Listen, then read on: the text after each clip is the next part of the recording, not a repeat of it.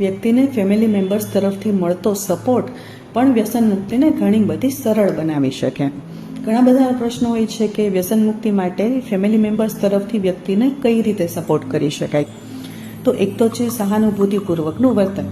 બની શકે કે જ્યારે વ્યક્તિ વ્યસન છોડવાનો પ્રયત્ન કરે છે ત્યારે વ્યક્તિનો સ્વભાવ વધુ ચીડચીડિયો બની જાય. તો આ સમયે જો વ્યક્તિ ઉપર ગુસ્સો ન કરવામાં આવે અને ફેમિલી મેમ્બર્સ દ્વારા પ્રેમપૂર્વકનું સહાનુભૂતિપૂર્વકનું વર્તન કરવામાં આવે તો એનાથી પણ વ્યક્તિને મોટિવેશન મળે છે વ્યસન ન કરવા માટે.